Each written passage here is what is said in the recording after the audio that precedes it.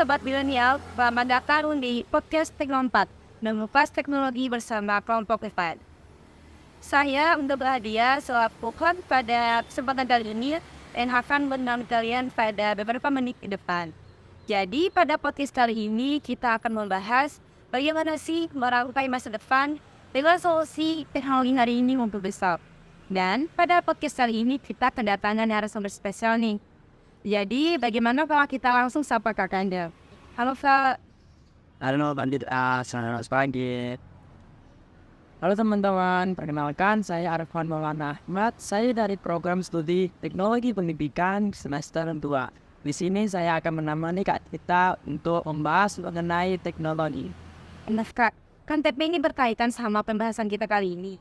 Jadi kalau boleh tahu nih, apa sih alasan Kakak memilih program studi Teknologi Pendidikan?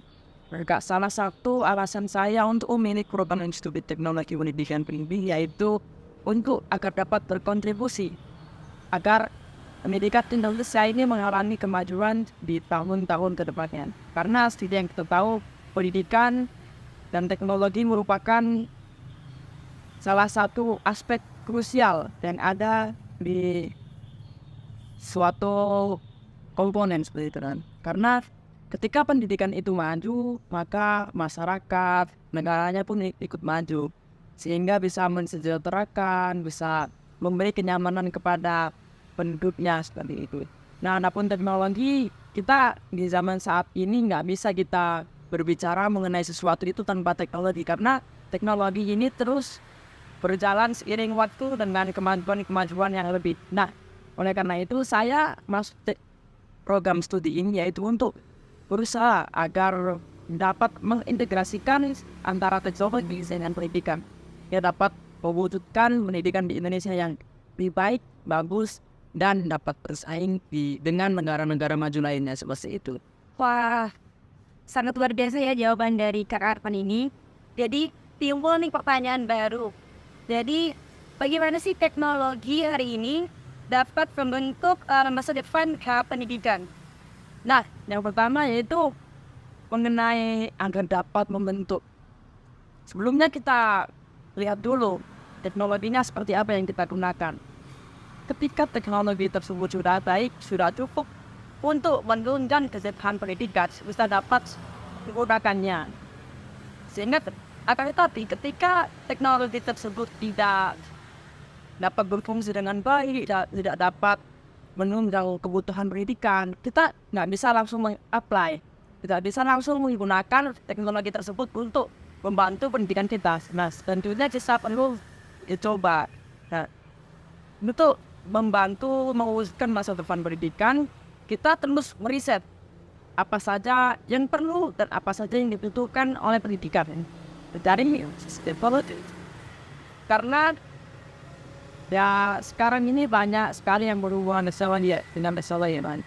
Nah, untuk mencapai masa depan itu kita perlu upgrade dan terus mencari belajar mengenai teknologi dan agar dapat menyatukannya dengan pendidikan sehingga dapat menciptakan suasana yang nyaman bagi para peserta. Nah, tapi kan Pak masih ada nih kayak seperti kasus pendidik yang masih kurang dalam teknologi. Jadi apa sih solusi yang saya lakukan untuk masalah ini?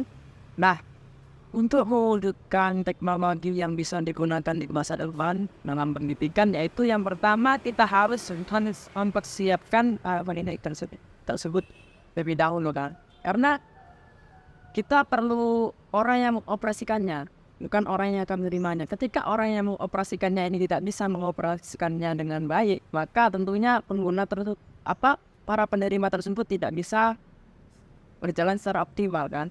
Nah, tentunya untuk para guru ini, para pendidik, kita bisa memberikan kepada mereka pelatihan, pengajaran, atau bootcamp, atau webinar yang bisa memberikan mereka pengetahuan secara mendalam dan mungkin pelatihan beberapa hari agar mereka dapat bisa menyesuaikan dengan teknologi yang ada. Karena untuk mewujudkan teknologi pendidikan untuk masa depan, yaitu yang pertama munculnya itu dari pendidik.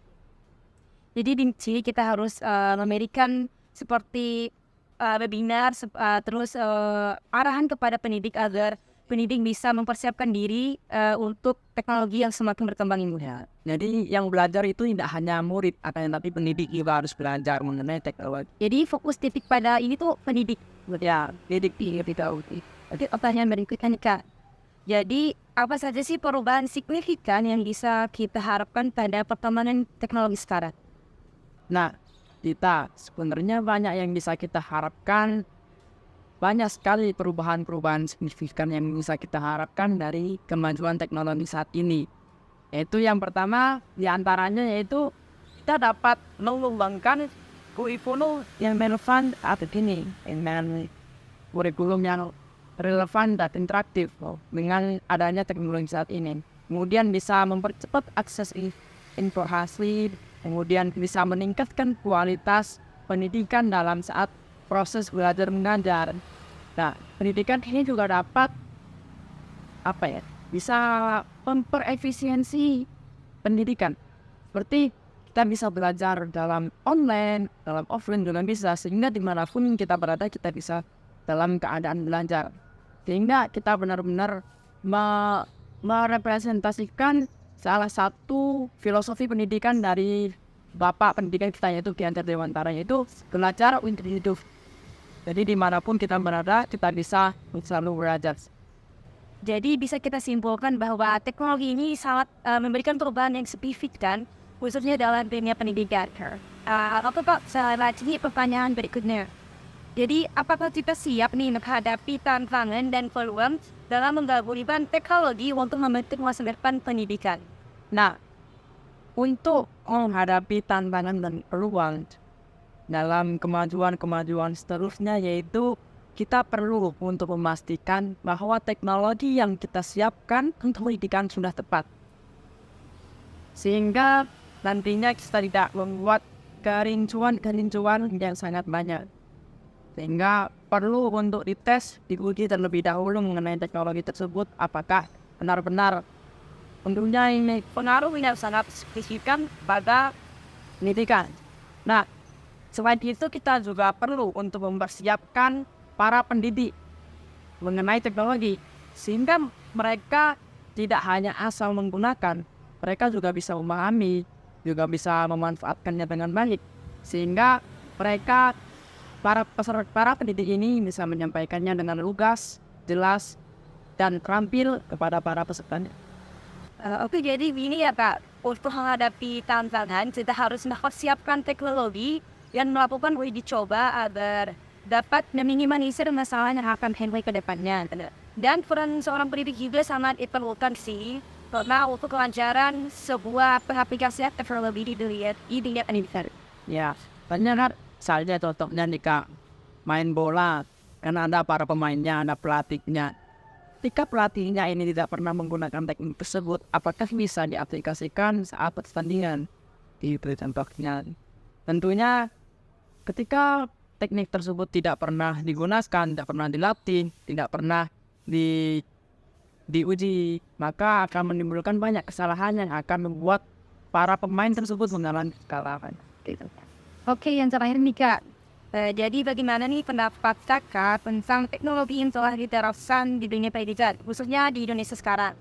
Jadi apakah sudah cukup memuaskan atau perlu ditingkatkan atau lebih baik hari? Jujur Kak Dita, mengenai pendapat saya mengenai teknologi yang telah diterapkan pada sistem pendidikan di Indonesia ini tidak membuat saya merasa cukup puas karena mungkin kita perlu untuk meningkatkan kualitas teknologi yang dapat digunakan oleh para guru. Kita juga perlu untuk meningkatkan kompetensi guru dalam mengajar menggunakan teknologi. Kita juga perlu untuk meningkatkan kemudahan akses bagi para peserta didik dalam mengakses teknologi. Dan kita juga perlu untuk membuat suatu kemajuan teknologi yang bisa digunakan dan diaplikasikan secara tepat dan berimbang untuk mendukung kebutuhan pendidikan di Indonesia. Seperti itu tadi. Oke, sepertinya nih ya, kita telah mendengarkan nih jawaban yang cukup luar biasa dari Kakak Faris. Jadi, Karena kita telah berbincang-bincang dari tadi, boleh kita relax untuk ini sejenak. Oke, Sobat Milenial, adapun kesimpulan dari podcast kita kali ini, yaitu teknologi memiliki peran penting dalam membentuk masa depan pendidikan. Dengan kemajuan teknologi, kita dapat mengharapkan perubahan signifikan dalam pendidikan. Dan juga peran seorang pendidik sangat diperlukan dalam pengaplikasian teknologi. Dan juga akses seorang peserta didik harus diperhatikan. Oke, thank you banget Kak Arfan karena telah hadir di sini. Dan terima kasih karena telah memberikan ilmunya kepada kita semua, khususnya untuk Sobat Milenial nih. Dan untuk Sobat Milenial, terima kasih banyak karena telah nonton. Dan juga see you next video.